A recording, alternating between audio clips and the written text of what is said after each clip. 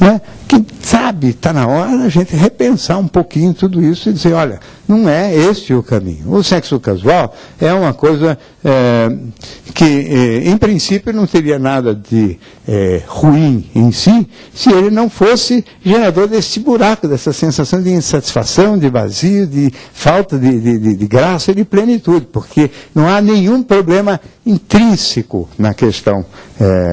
Não é moralismo da minha parte, é questão de avaliação de resultado. Não é? O que é importante entender é que o sexo casual tem parentesco maior com, vamos dizer assim, com a masturbação do que com uma relação sexual. Aliás, não se pode chamar de relação sexual, não é? Uma troca de carícias entre duas pessoas que mal se conhecem. Né? Isso devia ter outro nome, porque relação, né, pressupõe um pouquinho mais do que simplesmente esse suave conhecer o nome e sobrenome às vezes, né? Porque quando... Isso não é muito diferente também na vida dos homens tradicionais com as prostitutas. Imagina que ter relação sexual com a prostituta, chamar de relação, isso é uma ofensa à palavra relação, né? Porque é um fenômeno que perfeitamente, hoje aliás, felizmente, cada vez mais o sexo virtual vem sendo substituído, o sexo casual vem sendo substituído pelo sexo virtual, né? Que eu acho um grande avanço. As pessoas ainda não entenderam direito as maravilhas do sexo virtual e as porcarias do sexo real, porque, na realidade, o sexo real casual, né? Que é, no sexo virtual tem algumas vantagens. Não precisa beber, não precisa esperar até as 4:30 da manhã,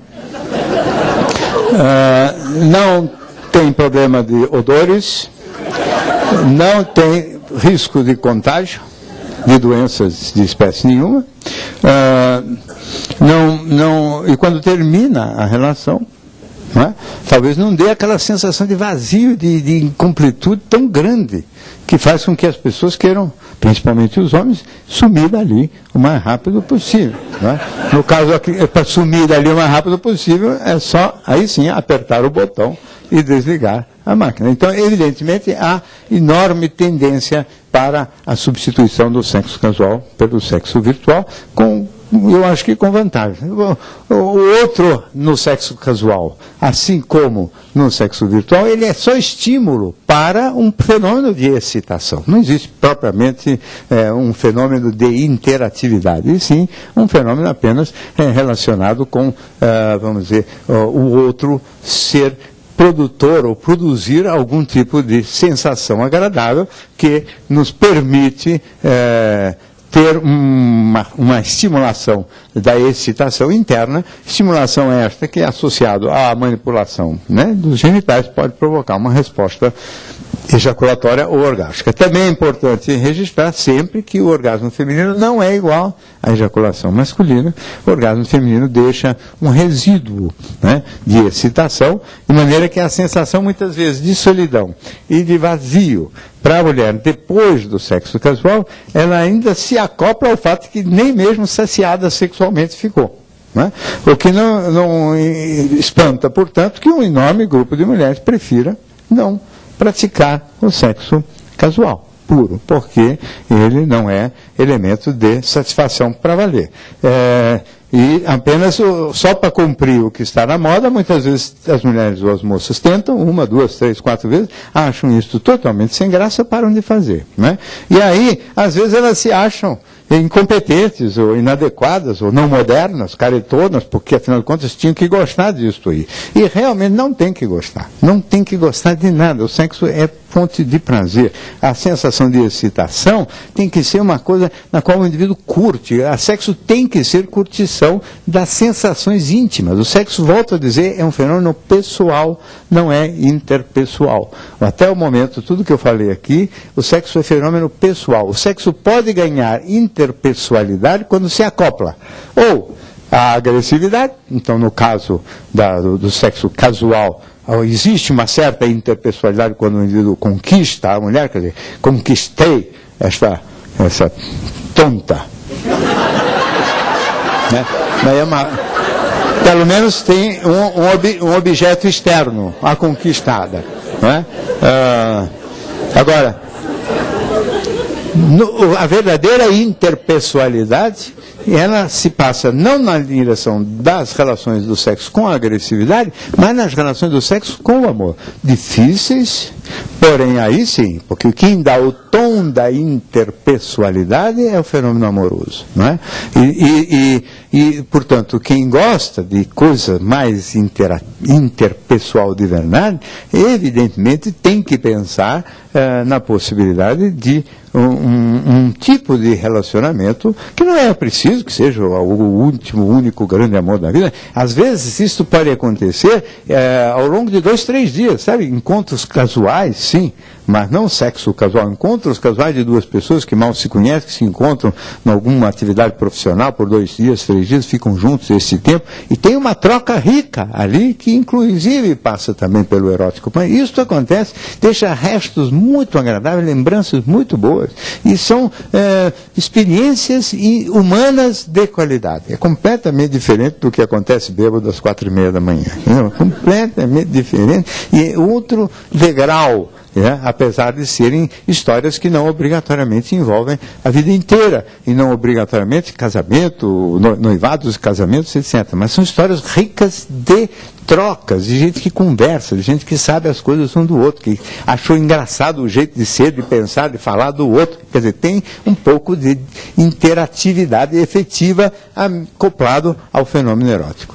Nas boas e longas histórias de amor, o fenômeno sexual, inclusive, às vezes se atrapalha. Porque como o sexo tem compromisso mais com a agressividade, se eu tiver um sentimento muito positivo em relação a uma determinada pessoa, principalmente os homens, que têm maior associação do sexo com a agressividade, então eu tenho um problema, às vezes, sexual com uma mulher que eu ame. Porque o desejo não vai acompanhar. O amor pede e puxa ternura, e não obrigatoriamente o tesão. O tesão é um fenômeno completamente diferente da ternura, apesar de passar por caminhos, vamos dizer assim, muito parecidos, beijos e abraços e ações corpóreas muito parecidas, mas com repercussão psicológica completamente diferente. Não é? Então, é curioso vocês imaginarem que a ternura, de alguma maneira, até compete com o tesão. Né?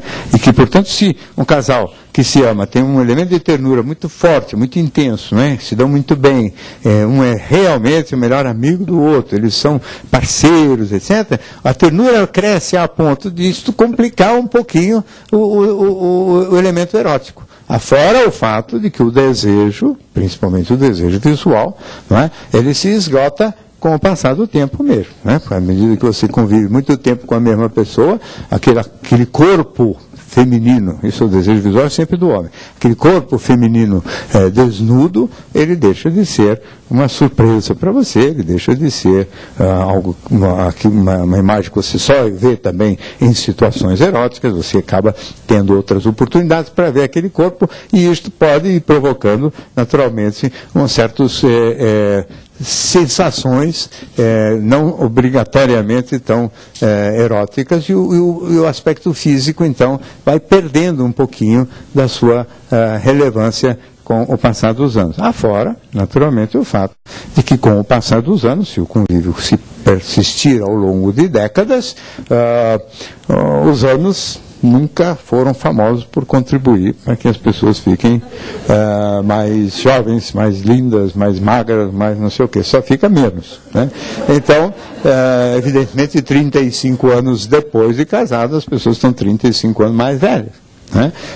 35 anos mais velhas significa que o impacto visual também diminui por força do passar dos anos. Né? Se for verdade que o desejo tem que reinar, porque se o desejo não reinar, nós estamos vivendo um mundo da tragédia e da desgraça, né? Então não há a menor possibilidade de imaginar uma vida sexual longa. E não há a menor possibilidade de imaginar, portanto, também vida afetiva e sentimental longa entre casais. né? O que seria o reinado do desejo é um reinado que pede que se troque de parceiro periodicamente, né? E pede também que se troque de parceiro, principalmente o homem, cada vez por parceiros mais jovens.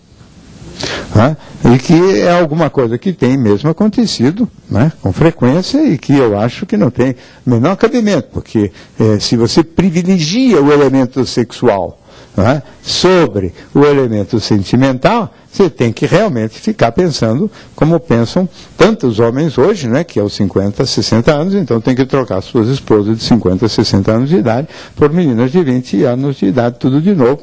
Né, e que se eles durarem bastante e elas de 20 tiverem 40, também terão que ser trocadas de novo por outra de 20. E isto, além de absolutamente desarticulador de qualquer ordem sentimental, vai privilegiar outra vez os homens, porque, querendo ou não, isso tem feito um elogio, inclusive, da juventude e da mocidade, um abuso das plásticas e de todas as coisas desta ordem, porque o mundo é hora do sexo, não é? E que a maior maravilha é justamente como o sexo é um fenômeno pessoal e o clímax, então, é um momento de extrema solidão, porque o clímax sexual, tanto do homem como da mulher, é o momento mesmo do orgasmo, tanto faz se você está sozinho na masturbação, no sexo casual, no sexo virtual, ou mesmo no sexo com um parceiro sentimental, na hora da suprema excitação, o indivíduo está totalmente, vamos dizer assim, embebedado pela sua excitação. Né? Ele está totalmente envolvido pela sua excitação, pela sua sensação interna. Assim como se numa dor extrema, o indivíduo também não vê mais nada nem mais ninguém, ele só sente e vê a sua própria dor. Então o organismo está totalmente ocupado com aquilo. Né? Aí tem a descarga.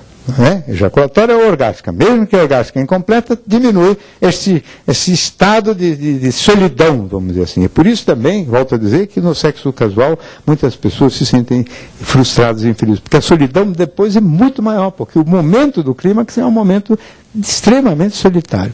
Né? Aí abre o olho e encontra lá um parceiro que é o seu amado,